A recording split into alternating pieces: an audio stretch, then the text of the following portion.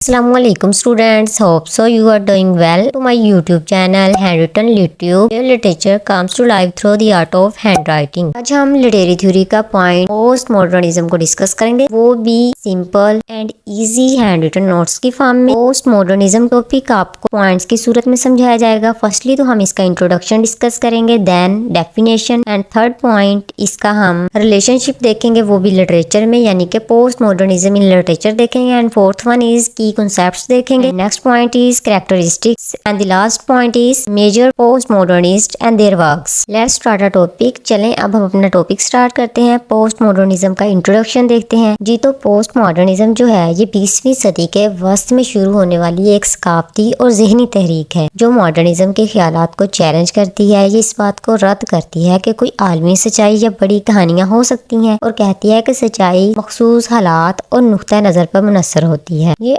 Art, अदब और सकाफत में रवायती हदूद को सवालिया निशान बनाता है और इसमें ये ख्याल भी है कि मायने सब्जेक्टिव है और शनाख्ते यानी कि आइडेंटिफिकेशन और टेक्स्ट मुस्तहकम नहीं बल्कि बदले जाने वाले और तख्लीक शुदा है। यानी कि इसके कहने का मतलब यही होता है कि पोस्ट मॉडर्निज्म कहता है कि किसी भी बात का एक मतलब नहीं हो सकता, वो चेंज हो सकता है। मजमूई तौर पर पोस्ट मॉडर्निज्म मुख्तलिफ नुक्ता नजर की कदरदानी करता है और रवायती असूलों को चैलेंज करता है। टोनी क्लीफ के मुताबिक पोस्ट मॉडर्निज्म वो थ्योरी है जो दूसरी थ्योरीज को रिजेक्ट कर देती है, यानी कि जो इससे पहले थ्योरीज आई होंगी ये उसको नहीं मानती। ये कहती है कि इनमें चेंजिंग हो गई है इसलिए वो इनको रिजेक्ट कर देती है, यानी कि उसमें रद्दोबदल कर देती है। बेसिकली इसके मुताबिक हर किसी का सच मुख्तलिफ हो सकता है और कोई एक सच्चाई नहीं होती। ये बड़ी कहानियों या नजरियात को भी रद्द करता है जो सब कुछ समझाने की कोशिश करते हैं। अगर हम पोस्ट मॉडर्निज्म को आसान अल्फाज में देखें तो इसके मुताबिक कोई वाहिद सच्चाई नहीं होती, यानी कि हर शख्स का सच मुख्तलिफ हो सकता है। और पोस्ट मॉडर्निज्म कभी कभार पुरानी रवायात का भी मजाक उड़ाता है। ये मुख्तलिफ तरीकों को आपस में मिलाकर नई चीजें बनाता है और इसके साथ ये बड़ी बातों को चैलेंज करता है, यानी कि जो नजरियात सब कुछ समझाते हैं हमें ये उनको सवाल करता है। बेसिकली पोस्ट मॉडर्निज्म नए ख्यालात को कबूल करता है और पुरानी बातों को दोबारा सोचने की कोशिश करता है। अब हम अपना next point post modernism in literature को डिस्कस करेंगे जी। तो पोस्ट मॉडर्निज्म और अदब एक ऐसी अदबी तहरीक है जो 20वीं सदी के वस्त में उभरी और रवायती कहानी गोई और सच्चाई के ख्यालात को चैलेंज करती है। इसकी खसूसियात में शामिल है इसमें इंटरटेक्सचुअलिटी पाई जाती है, यानी कि ये दूसरे कामों और सकाफतों का हवाला देती है जिससे ये जाहिर होता है कि ये मायने दूसरे टेक्स्ट के साथ ताल्लुकात से बनते हैं। और ये इसके साथ रवायती असनाफ या तारीखी वाक़यात का भी मजाक उड़ाती है। और ये एक ही आलमी सच्चाई को रद्द करना और मुख्तलिफ नुक्ता नजर पेश करना ये इसकी खसूसियत में शामिल होता है। दर हकीकत पोस्ट मॉडर्न लिटरेचर जो है ये जदीद दुनिया की पेचीदगी को तजर्बाती और शकूक व शबहात के साथ पेश करता है। अब हम इसके नेक्स्ट पॉइंट की कॉन्सेप्ट्स इन मॉडर्निज्म का point fragmentation and hyper reality को डिस्कस करेंगे जी। तो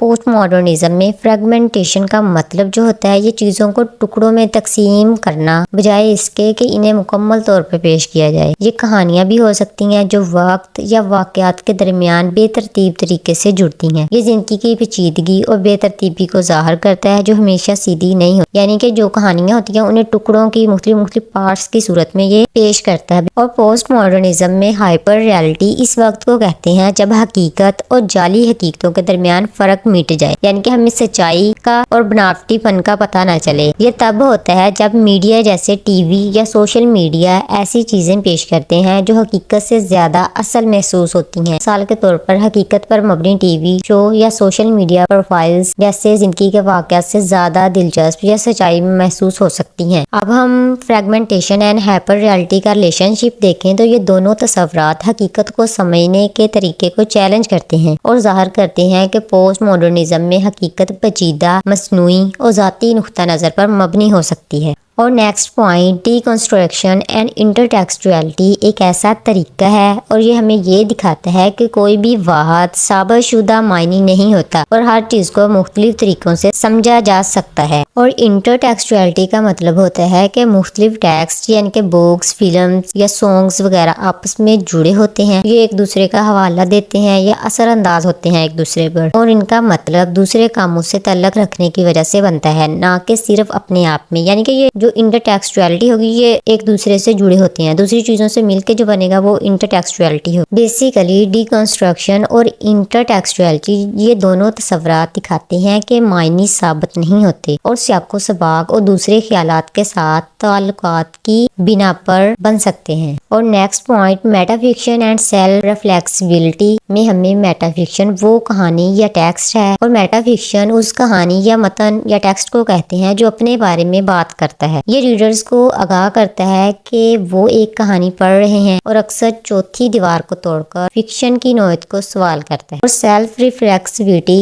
वो अमल है जब कोई काम अपनी तख्लीक पर गौर करता है, ये खुद आगाह होता है और दिखाता है कि ये सिर्फ एक कहानी नहीं है बल्कि एक फन का काम है जिस पर तजजिया या सवाल किया जा सकता है। और नेक्स्ट इसकी कैरेक्टरिस्टिक्स में फर्स्ट पे तो ट्रूथ है, second knowledge, third reason, fourth progress and fifth objective natural reality. अब हम लास्ट पॉइंट इसका major post modernist and their works को डिस्कस करेंगे। मेजर पोस्ट मॉडर्निस्ट जो है उसमें फर्स्ट है जोसेफ हेलर। इनका जो वर्क है वो है कैच 22 और अम्बर्टो इको ने द नेम ऑफ द रोज को पब्लिश करवाया था। और सैमुअल बेकेट का जो वर्क था वो theatre of the absurd and second था वेटिंग फॉर गोडोट। ये इनके वर्क्स थे जो पोस्ट मॉडर्निज्म की बुनियाद बनते हैं। डॉन डिलीलो का अंडरवर्ल्ड और सेकंड था व्हाइट नोज एंड लास्ट पे जो था वो थॉमस पेंशन का था ग्रेविटीज रेनबो। और ये ऐसे राइटर्स या ऑथर्स थे जो पोस्ट मॉडर्निज्म को